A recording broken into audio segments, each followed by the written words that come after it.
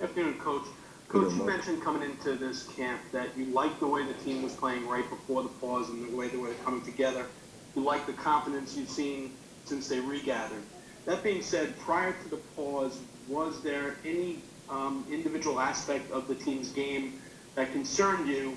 And given the amount of extended practices you've now had, have you been able to address that? Yeah, I thought we got a little bit away from our D-zone structure and pressure and pucks, not letting people come up the ice that easily. So that's something that we've certainly harped on and talked about. I really liked what we did today. I thought we took a big step forward today, creating more of a game-like mentality and more of an August 1st mentality. So, those are the things that we thought we needed to harp on when the season came to an abrupt halt. Yeah, hi, David. I'm curious, you've been involved in a few 7-game playoff series, not with the Rangers, obviously, but this one's a 5-game series. From a coaching perspective, how does that change the way you do things if it's a 5-game series versus a 7-game series? Well, I don't think too much, Dan. I think really, obviously, there's a little bit more urgency to all of this, but I think when you're in the playoffs, whether it be a 5-game series or a 7-game series, you better have heightened urgency for every game you play. And you never want to take anything for granted. So, I think our approach is going to be obviously putting ourselves to getting off to a good start. You don't have as much room for error, but I don't think the approach is much different.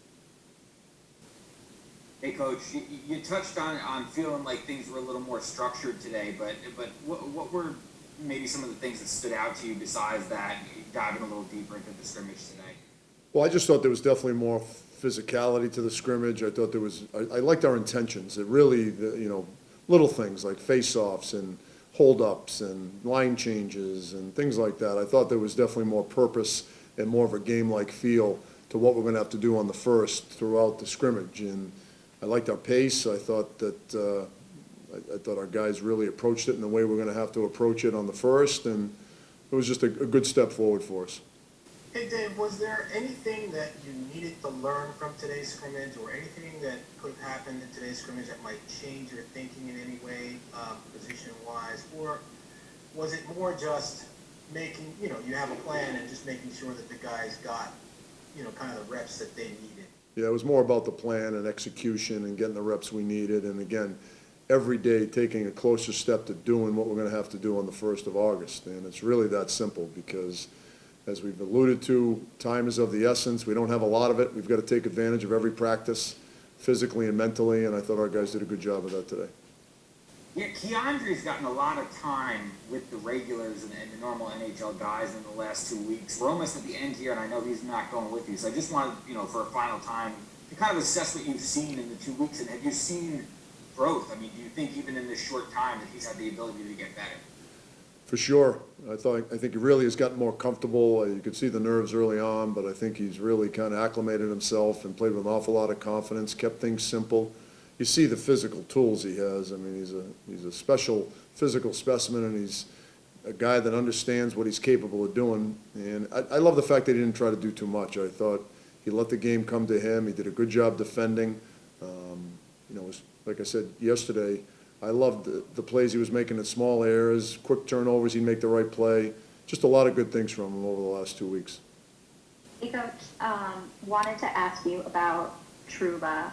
When we talked to him last week, he said that he thinks he's the kind of person that takes a while to get comfortable and kind of warm up to a new environment. So I wanted to know, do you think that coming back from the pause, he seems more comfortable, he looks more comfortable on and off the ice? 100%. I mean, he's skating better. There's much more confidence in his game. I like his gap better. He's defending better. He's doing a lot of things better. And, we had a couple good conversations over the break, touched on that about, maybe taking some time to be comfortable in a new environment. I think he puts a lot of pressure on himself. He wants to do well so badly. He wants to please his teammates. He wants to please his coaches. He wants to please the organization. And sometimes that can be a heavy burden. And, like I said, I think his best hockey's ahead of him for us. Coach, I know you don't like to open the vault, but I'm not going to ask you to. But coming into camp, you probably had in your mind certain combinations, whether it be line combinations, D combinations, goalie, that you were looking at to be the team you start with. Has there been any moment where maybe you've given a second thought to maybe changing that mindset? Has anyone stood out that you said, I'm going to have to think long and hard, or are you pretty much where you were when you came into camp as far as your mindset? I think it's human nature when somebody doesn't do what they were doing before the break and someone is doing something better, that you automatically, instinctively say, well, geez, maybe we'll put this guy there. But I think when the dust settles, like I've said, we want to let people get a chance to get their feet under them and give them an opportunity to get back to where we were before the break. So nothing has gotten to the point where I thought, oh boy, we may need to have to change this. I think we're getting closer and closer to establishing that we're gonna be where we were before the break. Dan, with your fourth line, you have Howden in the middle, and I know he's played both in the middle and on the wing. So I'm wondering, why is he in the middle? I mean, is there something you like better about him in the middle, or better about that line with him in the middle, as opposed to maybe being on the wing with, he was on the wing with Phil and Cockwell for a while. What's the thinking with Howden being centering the fourth line as opposed to being left wing on the third line? Yeah, we really don't have, there's really not a lot of difference if we put Howden or McKegg in the middle. Something that we want to do. Howden's just real good on face-offs. So, I wouldn't be surprised if at some point, if he's struggling on draws, if we put McKegg in the middle, or if we feel it might be the right move. So, it's not something I'm married to, but it looks good so far.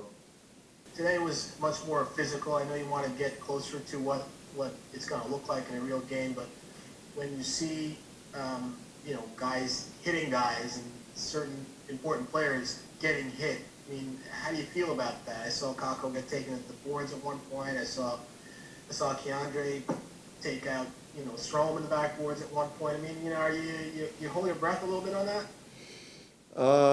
Yeah, but no, you do a little bit, but again, these guys, you need to do it. You need to do it if you're gonna have success. And I thought guys were really smart about being physical. A couple times, especially in the neutral zone, a couple plays jump out at me where Tony had a chance to step up and just bury Kakko, and he kind of let up on him. And then Smitty stood up, and Mika could have got, hit pretty hard, and Smitty let up. So I thought our guys were smart in understanding when guys were vulnerable that they weren't going to play through to the point where they might get somebody hurt. So I thought our guys did a good job managing the situation.